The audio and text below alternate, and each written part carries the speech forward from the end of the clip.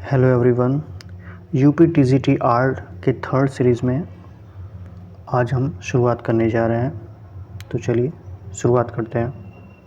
आज का पहला प्रश्न है, तूतनखामेन का संबंध किस देश से रहा है? पहला ऑप्शन है मेसोपोटामिया, इटली, बगदाद, मिस्र। तो इसका सही आंसर होगा मिस्र।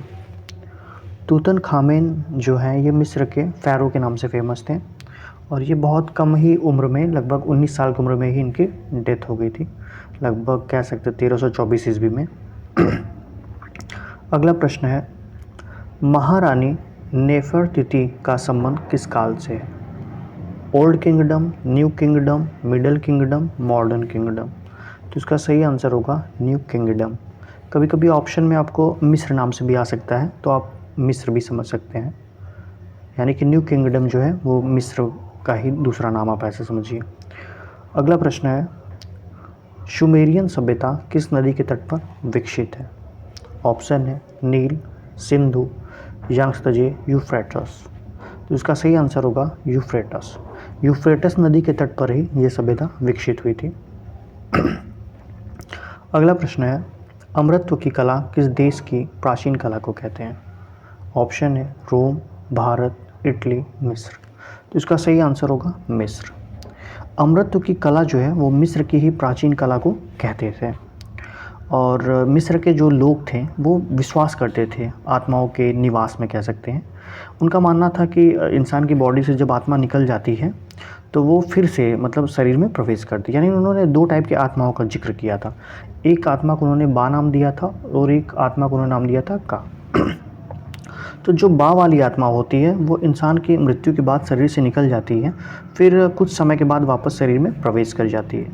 लेकिन जो का टाइप की जो आत्मा होती है वो क्या होता है कि वो विचरण कर देती है, मतलब इंसान की बॉडी, मतलब बाहर जैसे इंसान की डेथ हुई तो वो उसकी बॉडी से आत्मा निकल गई, वो आत्मा जो होती है कुछ नॉलेज मतलब गेन करके फिर वापस उस शरीर में विचरण करती है, मतलब प्रवेश करती है।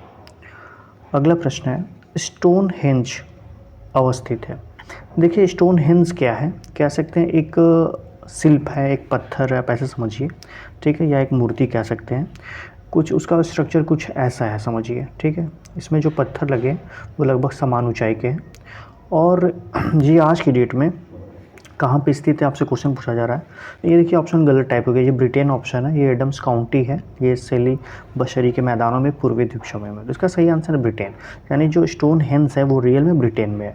कभी कभी ऑप्शन इंग्लैंड भी आपको दे सकता है, तो आप समझिए जो स्टोनहेंज है वो ब्रिटेन यानी इंग्लैंड के एक शहर विल्टशायर करके वहाँ पर ये है। अगला प्रश्न है, दुशाला ओढ़े योगी की मूर्ति किस खुदाई से प्राप्त हुई है? ऑप्शन है रामगढ़, मोहनजोदड़ो, हड़प्पा, लोथल। तो इसका सही आंसर होगा मोहनजोदड़ो। अगला प्रश्न है, पुरातात्विक महत्व का स्थल लोथल कहाँ स्थित है? ऑप्शन है पंजाब, गुजरात, महाराष्ट्र, मध्य प्रदेश। तो इसका सही आंसर हो जाएगा गुजरात। अगला प्रश्न है, हड़प्पा का संबंध किससे है? ऑप्शन है इंडस वैली, ईरान, मिस्र, ग्रीक। इसका सही आंसर होगा इंडस। कभी कभी इसकी हिंदी भी आपको ऑप्शन में दे सकता है, सिंधु सभ्यता करके, यानी जो हड़प्पा है वो सिंधु सभ्यता से बिलोंग करती है। अगला प्रश्न है, कौन सा नगर हड़प्पा संस्कृति का नहीं है? ऑप्शन है लोथल, बनावली, कालीबंगा, गिरिनगर। तो सही आंसर होगा गिरिनगर, ये हड़प्पा संस्कृति से बिलोंग नहीं करता है। अगला प्रश्न है, पशु आकृति युक्त मोहरें कहाँ पाई गई हैं?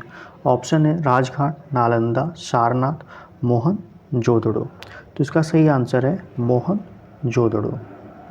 म से मोहरे, म से मोहनजोदड़ो। अगला प्रश्न है,